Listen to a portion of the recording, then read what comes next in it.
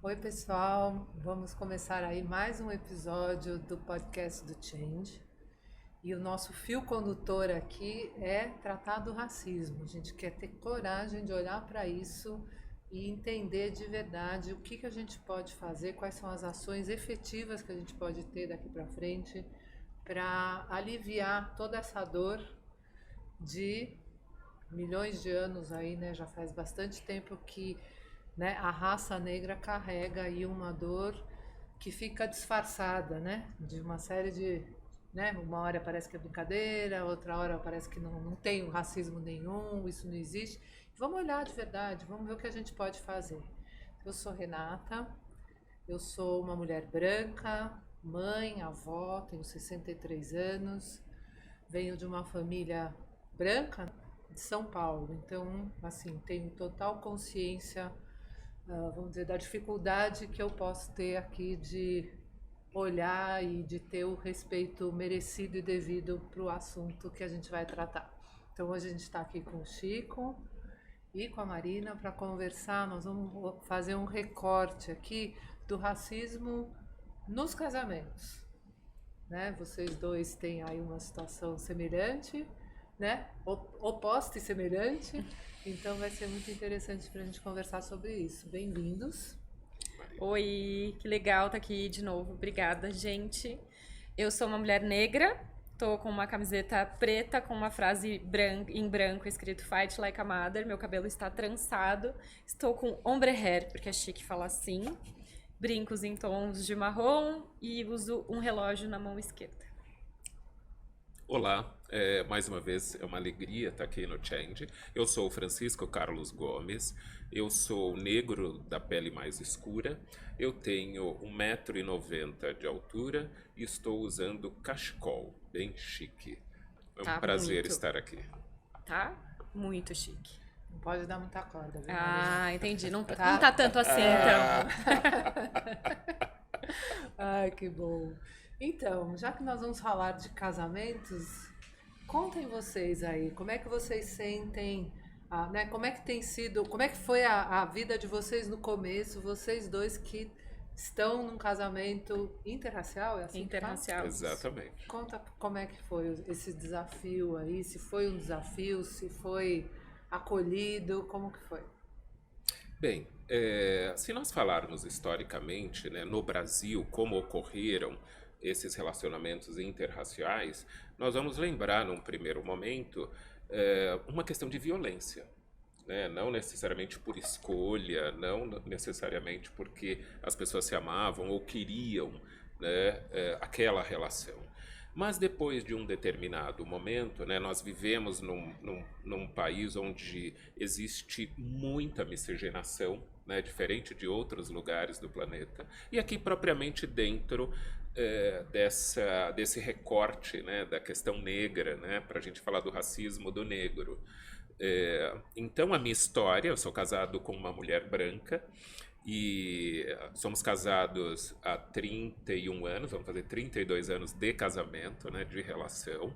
Nós não temos filhos, e aí é interessante até no contraponto com a Marina, para a gente falar dessas questões, e que há mais de 30 anos atrás, quando nos conhecemos, né, ou seja, isso causou uma certa perplexidade, né, no sentido de algumas pessoas olharem essa relação e questionar, né? Ou seja, por que casar, né, com um homem negro, né? Ou por que casar com uma mulher branca? Então, a gente começa a perceber esses nuances quando eles ocorrem na nossa sociedade. Né? Eu costumo dizer já de antemão, por que casais interracionais? Porque eles se amam. Necessariamente não quer dizer que você tem que ter uma relação, né, afrocentrada e etc. Também, e é importante que elas existam, mas outras formas de relação onde o amor impera me parece bastante significativo. E é legal te ouvir, Chico, porque eu sou filha de um casal interracial. Os meus pais estão casados há 44 anos. E aí, como você questiona um casamento de 44 anos, com 3 filhos, 5 netos e uma história de vida construída juntas, né? Eles já estão há mais tempo juntos do que eles passaram sozinhos nessa vida, assim.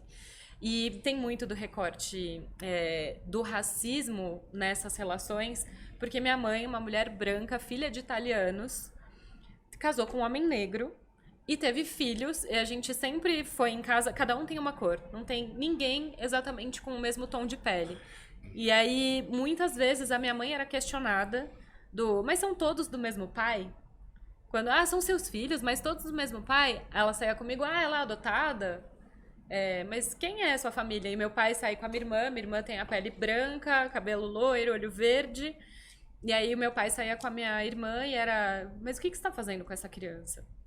Então vem desse histórico do racismo, porque acreditamos em algum momento que a gente vivia uma democracia racial. Então vinha disso de, é todo mundo igual, não precisa de consciência negra, precisamos de consciência humana. E aí, muitas dessas falácias foram acreditadas e acreditadas durante muito tempo e que interferem diretamente nessa relação das estruturações das famílias, né? De como essa família se relaciona com o mundo e tal. E eu sou casada com um homem branco. A gente tá junto há 13 anos, casados há 9, a gente tem 2 filhos. E em casa, de novo, a gente está repetindo de ninguém ter o mesmo tom de pele. Então,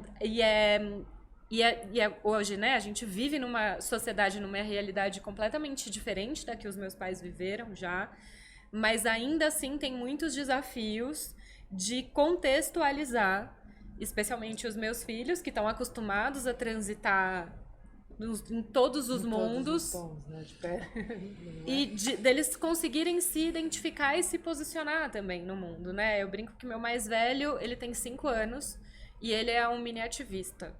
Então ele milita na escola. Quando falam, ele entrou meio que em parafuso quando começaram a falar de lápis cor da pele, porque não era a cor da pele, e aí como que isso funcionava. E aí eu conversei muito com ele em casa, conversei muito com a escola, e aí hoje quando perguntam pra ele, ele fala, com a mão aqui assim, eu sou negro de pele clara. Ótimo. Então, da gente também ir construindo essas possibilidades, porque a gente vem de um país que tinha planos eugenistas e tem ainda políticas de gentrificação, né? E aí com muito foco na nossa cor-alvo. Explica melhor tudo isso que você acabou de falar agora, que são termos que eu não conhecia. Vai, Chico. Vamos lá. Explica tecnicamente, porque senão eu sou da ZL, aí eu vou ter que explicar no rolê do dia a dia. É muito interessante essa ideia, vamos dizer, até dessa tentativa, né, de branqueamento no Brasil. Né, como eugenia. Que é essa eugenia, ou seja, como se não houvessem negros. Para se ter uma ideia, algumas décadas atrás, o estado do Paraná havia metade da população negra e metade da população branca. Né? Então, hoje, quando nós vamos para o estado do Paraná, praticamente não tem negros.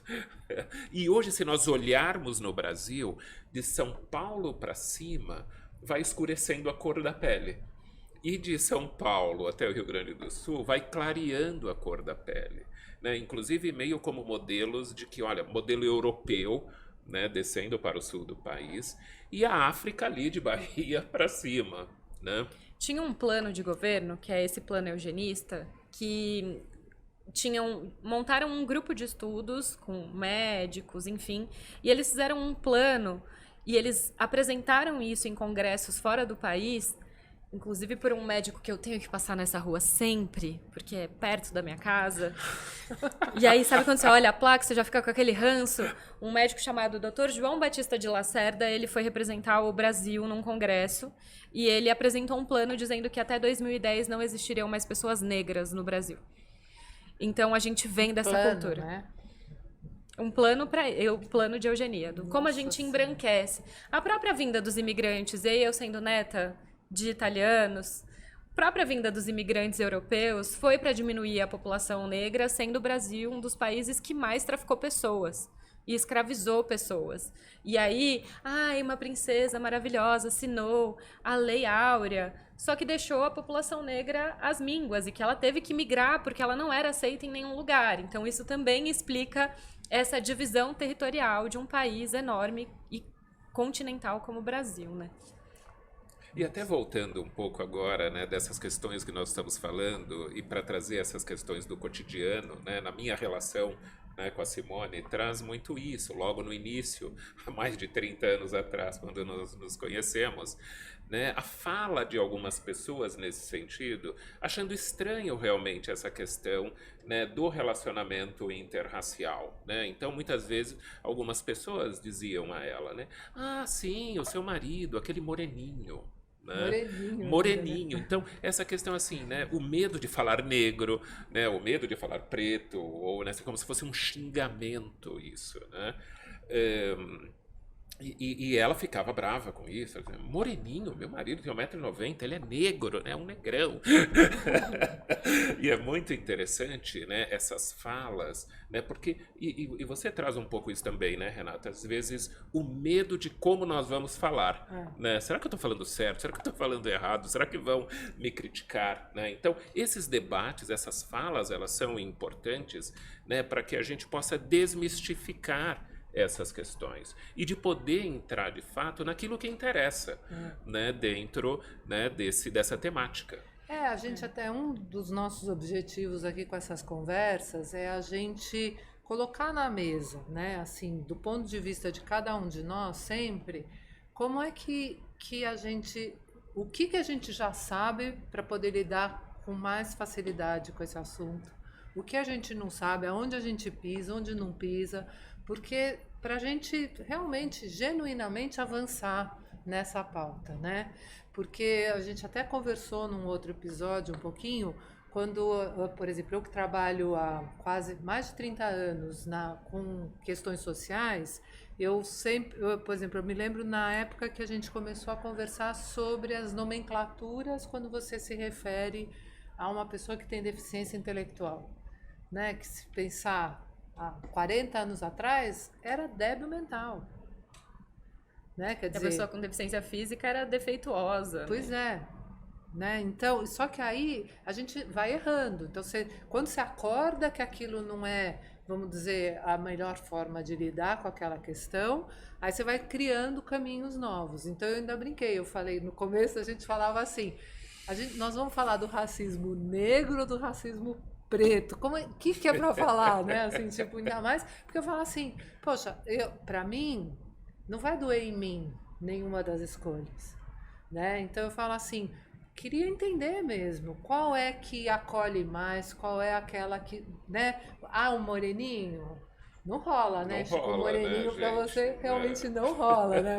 O moreninho, seu marido, né? Nem no tamanho, nem na cor. Então você fala assim, como é que a gente trata disso realmente com respeito, com carinho, né? Assim, para poder avançar e começar... Assim, principalmente no Brasil, é muito interessante isso, né? Eu gosto muito de usar, lógico, dados do IBGE, como a gente, né, já tinha colocado essa ideia dos negros, né, que é autodeclarado, as pessoas que se autodeclaram, né, pretos ou pardos, né, justamente para a gente pensar nessa questão, né, da cor da pele, por exemplo, né? Mas depende muito aqui, né, trazendo um pouco mais para as questões psíquicas, né, assim, a intencionalidade daquela fala. Às vezes eu estou falando negro, mas é de uma forma pejorativa. Ou às vezes eu estou falando preto, mas é de uma forma pejorativa. E às vezes não, né, nas brincadeiras próximas, né, sem ofender de fato, né. Então acho que essa questão da intencionalidade também a gente precisa levar em conta quando nós queremos diminuir a outra pessoa, diminuir a fala, diminuir a presença, né, trazer alguma espécie de constrangimento nos ambientes. Eu acho que quando isso está em jogo, está errado. Né? Então, pode ser um parâmetro interessante para a gente olhar. E é por isso que é importante a gente tem falado cada vez mais sobre diversidade, equidade e inclusão. Porque se não há diversidade nesses espaços em que são determinadas as terminologias e como a gente fala e como a gente determina políticas públicas para serem tratadas, as coisas não mudam. E aí uma pessoa, eu gosto muito da Convenção da ONU dos Direitos das Pessoas com Deficiência, que tem como lema o nada sobre nós sem nós. Porque você coloca a pessoa com deficiência no centro daquela discussão. E isso precisa acontecer em qualquer recorte. Em todas, exatamente, é perfeito. Eu fiz um trabalho por muito tempo, eu mexi bastante com essa causa da deficiência intelectual. E eu achei maravilhoso. Eu me lembro assim da organização que a gente trabalhava, que até acho que hoje ela não está mais ativa, que era o Carpe Diem, que eles assim traziam os jovens com síndrome de Down para que eles falassem sobre eles e preparavam esses jovens para falar. E era muito bonitinho, porque eles falavam, olha, eu tenho um pouco, né, o próprio jovem falando assim, eu tenho um pouco de dificuldade, mas eu consigo. Então, se vocês tiverem um pouco de paciência, eu consigo explicar aquilo que a gente gostaria, o que a gente quer. E você fala assim, nossa, que delícia que é você poder realmente, né, empoderar esse jovem para que ele fale dele mesmo e a gente aprender a escutar, porque é completamente diferente, né? Eu fico pensando, vocês falaram uma coisa aqui que me provocou uma curiosidade que não estava no script, mas que eu acho Gosto disso. Ótimo, adoramos. eu acho que vale a pena a gente falar, né? Por exemplo, do meu lugar, né, daqui onde eu estou, em cima dos meus sapatos, eu diria assim que eu me lembro muito quando começou a questão de cotas, né? E aí tinha o comentário que eu queria morrer cada vez que eu escutava, mas que infelizmente era muito presente, vamos dizer, do oportunismo, né, da autodeclaração para poder levar uma vantagem nas cotas. Então, que as cotas eram completamente injustas, porque, né, você fala assim, não, você está ali num vestibular avaliando a capacidade intelectual né, vamos dizer, cultural mesmo, que foi adquirida por aquele jovem para entrar na faculdade. E aí vem e fura a fila nesse auto-intitular preto, né? Você deve ter sofrido, Marina, porque você tem a pele mais clara, de repente deve ter falado, Você nem é tão preta assim. Isso. Clara demais pra ser preta, preta demais pra ser branca. Não é? Quer dizer, então você fala Mas assim... eu sou preta, tá? É. Não, Todo mundo me pergunta, e você se autodeclara como? Eu, preta. Né? Não, e Olha aí... pra mim, ainda eu falo, olha pra mim, preta. Não, e aí você fala assim, e aí? Como é que foi o começo desse assunto? Como é que ele está até hoje? Porque eu me lembro que ele já faleceu, mas eu tinha um amigo negro americano e ele dizia, ele me contava um pouquinho como tinha sido nos Estados Unidos a época que também teve essa política de cotas.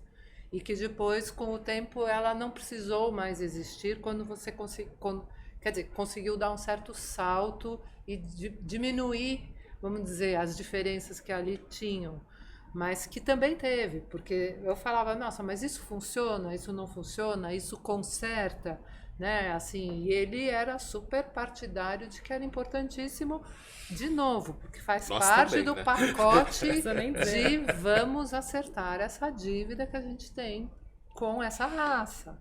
Vamos enquanto... É interessante, Renata, isso que você está trazendo, né, e da fala do seu amigo, particularmente quando nós falamos, e a gente sempre meio que se compara com os Estados Unidos, né, por essa Exato, questão. Um país que de né? fato tem minoria negra, né? Exatamente. E que também, quando houve, né, a abolição lá nos Estados Unidos, os negros receberam terras, era um pântano lá no sul dos Estados Unidos, mas eles receberam terras, né? E hoje nós olhamos isso, né, nos Estados Unidos, a população negra, você vê uma classe média negra, né? Assim, negros tendo acesso à compra de bens, que aqui no Brasil a grande maioria não tem acesso. Porque não receberam e eram proibidos, né? De Isso, comprar, era de proibido estudar, de acessar. De acessar, exatamente, né? Então, eu acho que sempre quando a gente faz essa comparação, é bom lembrar historicamente, e você colocou isso mais uma vez, né, Marina, como ocorreu no Brasil. Né? No Brasil foi de um dia para outro, né? Assinaram lá um documento e vocês estão livres. Mas antes você ainda tinha senzala, você tinha remédio na senzala, agora você não tem nada. Agora está por sua conta. Nem roupa você tem, você não tem nada. Né? Então, aquela primeira festa que deve ter ocorrido num primeiro momento, né, de alegria, e vamos lá, estamos livres, num segundo momento, numa tomada de consciência, muito provavelmente ocorreu algo bem. E agora? O que nós vamos fazer diante dessa liberdade que nós não temos nada? Né? Então, se construir esse caminho, até chegar nas cotas, né? Para a gente construir esse caminho, ou seja, essa questão das cotas, ela serve serve sim para uma reparação de algo que, né, a gente vem debatendo o tempo todo, da importância da inclusão e etc. Né? Assim, então, logicamente, né, somos favoráveis às cotas, né, nesse sentido de inserção, de que em alguns lugares era extremamente proibitivo o negro ocupar, né, principalmente nas universidades. Né, eu me recordo... Universidades públicas, né? Exatamente, exatamente. E assim, eu acho que é importante falar das cotas, porque todo mundo fala, ai, cota para negro, ai, nossa, eu sou contra, porque a gente vai nivelar por baixo, a gente vai ver lá o candidato político que vai tomar um solzinho e passar base mais escura no rosto para se autodeclarar pardo e tentar acessar algum benefício.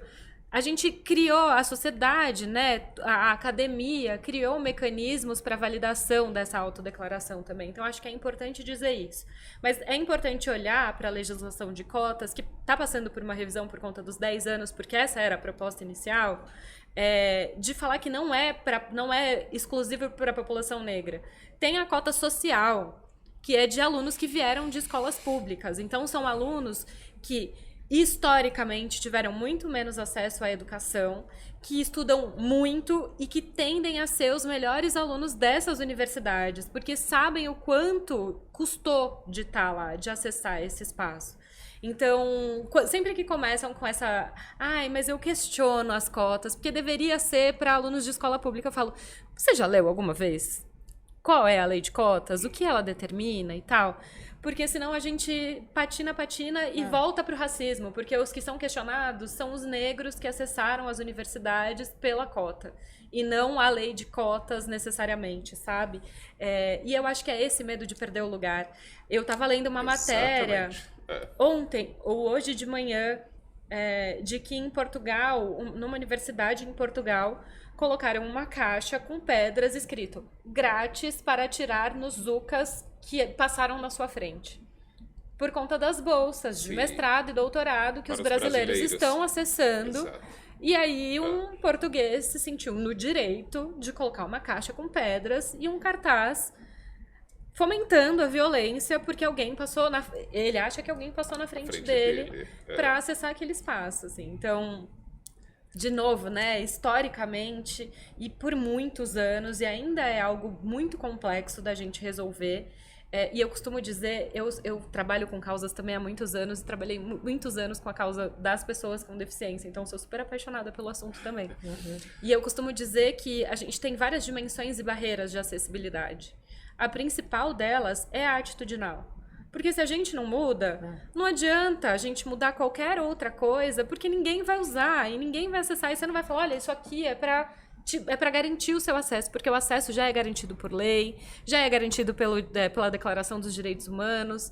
Que mais precisa? Precisa estar escrito mais onde para a gente começar a respeitar. Interessante. Você trouxe um outro ponto, né, que eu fiquei aqui pensando, que é a questão da violência dentro das cotas, quando alguém não negro se declara negro para poder ter acesso, ou seja, então nessa hora vale a pena ser negra, né? Ou seja, isso inclusive aconteceu na última eleição com políticos se autodeclarando negros. Muitos. Né? Muitos, não foi um ou dois, vários, né? Então... que eu brinquei com você, Chico, que agora você está super na moda. Né? Eu falei, Chico, é hora da gente... Não, de verdade, eu brinco, mas eu acho assim... Desculpa, até se eu passei do ponto naquela história da... Como é que é a brincadeira que não é brincadeira? Que você... Racismo recreativo. Racismo recreativo. Desculpa se eu fui parar nesse lugar, mas a intenção não era essa. Era de... Nós temos esse espaço. Isso que eu ia falar. Você tem intimidade com ele para fazer brincadeira. Nós temos esse espaço. Não, porque a gente fala assim, se a gente... Assim, eu falo até... Mesmo a questão social e ambiental, eu falo, hoje eu tô na moda. Porque eu que estou há mais de 30 anos nessa área, quando eu trabalhava com essa área, com ONGs, há 30 anos atrás, que eu falava... Tipo, mas o que é isso que você faz? Eu tinha um monte de amiga que falava assim, sei lá o que a Renata faz, parece que é muito legal, ela gosta muito, me parece muito importante, mas eu não entendo nada. Você mexe com o quê? Tipo... O que você mexe? Então era muito engraçado. E hoje eu falo assim, meu assunto está na moda, né? Pelo menos sustentabilidade, né? Equilíbrio social, pelo menos está na moda. Então, assim, acho que a gente tem que aproveitar essas modas para trazer com mais profundidade esses assuntos. Eu acho que, né, que eu brinco que então agora que o Chico está na moda, então eu falei, Chico, vamos botar essa cara no mundo, né, para a gente falar desses assuntos e trazer isso, né, para a mesa, sempre com a expectativa de conseguir fazer com que isso seja construtivo, seja leve, que a gente não troque de preconceito, né? Assim, não troque de problema, porque aí, sabe, assim, vamos organizar, vamos devagarinho, e é processo, né? Porque isso, não sei se a gente vai assistir essa mudança, né? Porque são 400 anos. Você não vai, mas pelo menos vamos dar um start. Exato, nós nisso, havíamos né? falado assim, nós não estaremos mais aqui, mas essa causa estará. Né? Exato. Então, agora, é importante que a gente faça algo. Né? Não, e olhar para ela, você que é terapeuta, psicólogo e tudo, você sabe, se a gente não olhar para o problema, a gente não Exatamente. começa. Se a gente colocar se a gente debaixo fingir que ele do não tapete, existe, né? A gente não dá para fingir que não existe. Mas acho que hoje em dia, né, assim, por tudo que já está, né, que ocorre, né, a gente vê muitas ações, né, ou seja, a gente lê, né, em todos os noticiários, né, nas programações, ou seja, é um tema que está na rua, né, ou seja, não é mais assim, olha, né, a gente não fala sobre isso.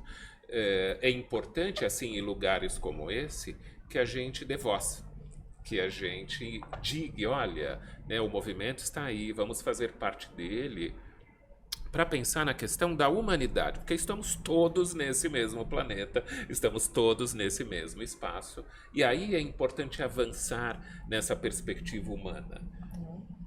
E eu falo que eu não vou ver essa mudança, né? Todas essas que eu acordo e durmo fazendo, assim, eu não vou ver.